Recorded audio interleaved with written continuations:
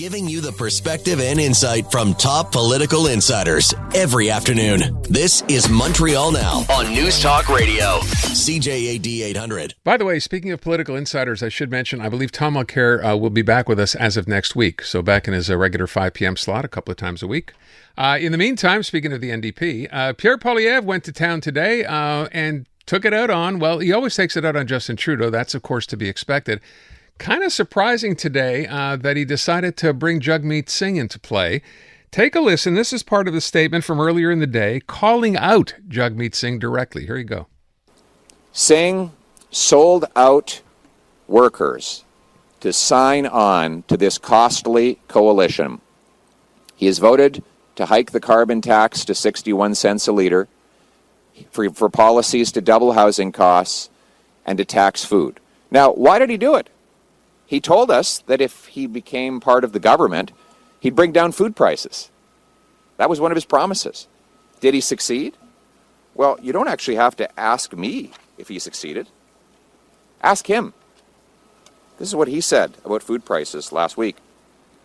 When you go into the grocery store and you're buying your groceries, you're spending more than ever before, and you're leaving with less than ever before. Again, that is after 2 years of Jagmeet Singh joining the Liberal government. So what's clear is that Singh did not join to bring down grocery prices or housing costs, both of which have skyrocketed since he joined this coalition. He joined to keep Trudeau in power so that he could get his pension. Jagmeet Singh is trying to delay the election until after February of next year so that he can qualify for a $2.2 million taxpayer-funded pension. That's why Canadians are calling him Sell Out Singh.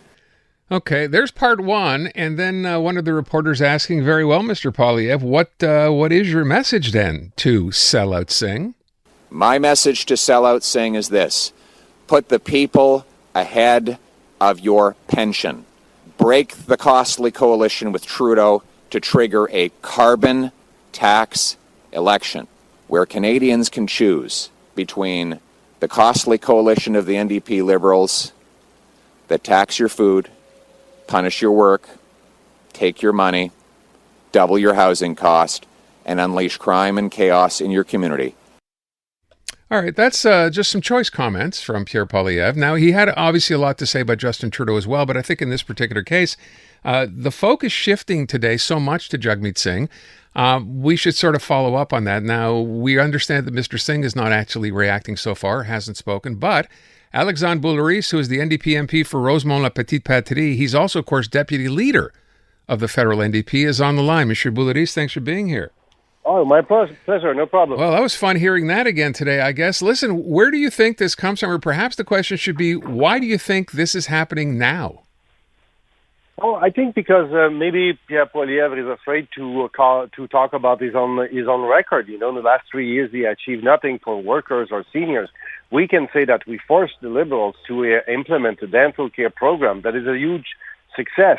Already more than 400,000 seniors have had access to the dentist because of the work of the NDP. He cannot say anything like that. On the other hand, he opposed to dental care and he opposed to pharmacare because he's working with the lobbyists of the big pharmaceutical industry. So it's a little bit funny to hear Poilievre talking about that today. And one thing is for sure, that I will not take any advice from Pierre Poilievre, and I suggest that nobody does, because it would be a bad idea. So on this whole idea of a confidence and supply agreement, and this is not the first time we've heard this, right, from people saying, you know, maybe the NDP sold out to some degree here, they got something that they wanted, and it's gone on for too long. Has it gone on for too long? Is there a reason to bring down this government and force an early election? You know, to break the deal and force an election was always on the table. It's still on the table.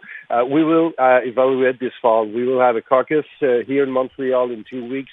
We will have those discussions because we need to do better to push the Liberals to do something that they don't want to do, like put some measures for the grocery prices. We are the only party saying that we should put a ceiling on the increase of some essential food that people and families are buying. Pierre Poilievre is suggesting nothing. The Liberals are asking cautiously the big CEOs to do a little effort with their profits and their bonuses. So we have a clear message. We still have some work to do about housing. And if the Liberals don't move this fall or next spring, we will have to take our responsibility because we want results for Quebecers and Canadians. A couple of questions. Number one, on this idea of putting a ceiling on some food prices, and obviously we know that the Liberals brought some of the CEOs together for that meeting. I'm not sure what came of that. How would you even be able to implement something like that by simply saying, no, you can't charge more for a certain... How would that work? Oh, you can. Government have the power to to implement new rules. You can say that some products the price should be fixed for a certain amount of time, or the increase should not be over a certain percentage of the inflation. France did exactly that on more than 5,000 items at the grocery store. So, and Kamala Harris is talking about that in the presidential race right now in the U.S. So it's not a new suggestion, and we need to do something because Liberals are saying, CEOs, please help us and do something. But after that, they come back and they say, okay, good luck, Mr. Champagne and Mr. Trudeau will continue what we are doing. And Mr. Poilievre is suggesting nothing. He has no solution, like in the housing.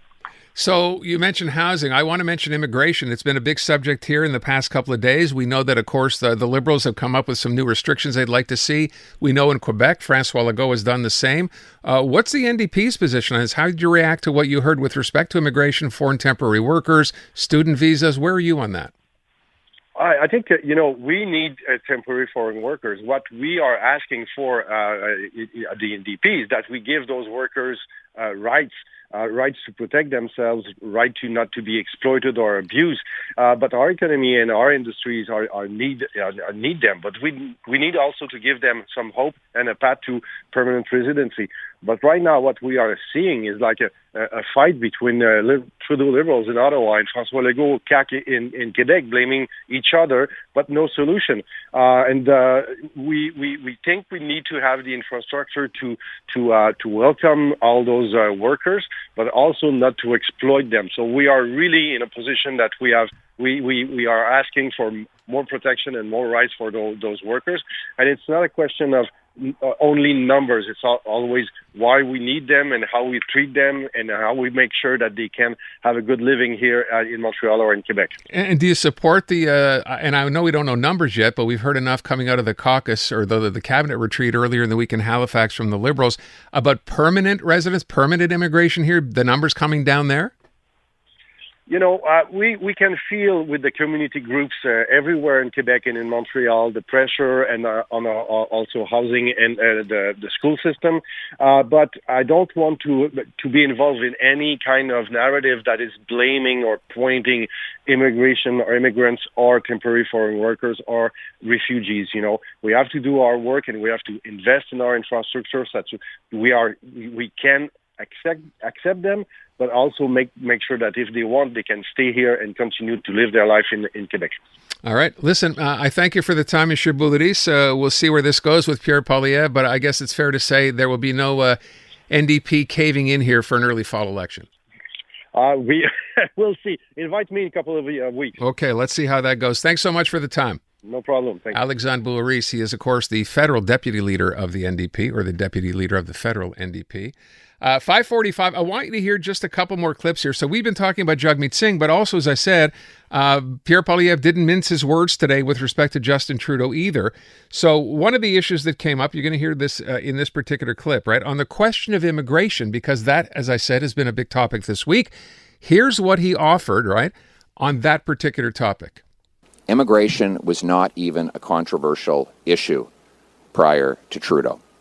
We brought in hardworking, law-abiding citizens in numbers that our housing market, our job market, and our healthcare system could absorb. What has since happened? Trudeau and Fraser destroyed the temporary foreign worker program by telling their bureaucrats to overlook fraud, by getting rid of the rule that required that you couldn't bring in temporary foreign workers for low-wage jobs in places where there was over 6% unemployment. In other words, where there were lots of people looking for work. They destroyed the international student program, by allowing rampant fraud and abuse and increasing the numbers to levels we could not afford. And they grew the population almost 3 times as fast as the housing stock. That is entirely a decision of Justin Trudeau and the NDP Liberals. Wait, there's more. So that's fine. There's the criticism. What exactly is it that you would do? If you want an idea of how I would run the immigration system Yes. overall, Yeah, please. It's the way it was run for the 30 years prior to Trudeau being Prime Minister. We had a common sense consensus between Liberals and Conservatives for 3 decades that screened people to make sure they were safe, only brought in the numbers that we could absorb into our housing, healthcare, and job market, and blocked temporary foreign workers where they were taking jobs from Canadians. That was a common sense consensus that existed before. Okay. So that's something new, a consensus. That's something he doesn't get to talk about a whole lot. And then the last part, of course, someone asked him, well, after all this, after all the criticisms, how do you really feel? Here's what he said. Canadians cannot afford another painful, costly, chaotic, and corrupt year of Justin Trudeau. He will not quit. He must be fired. His ego, arrogance, and incompetence will always have him putting himself ahead of Canadians. I'm trying to imagine a mirror there at the time when he said that. So there you go. Pierre Poilievre, some of the comments today, re the NDP, trying to basically challenge them, I guess, to call an early election by breaking their confidence and supply agreement with the Liberals. It would appear that's not going to happen. But hey, stranger things have happened, right?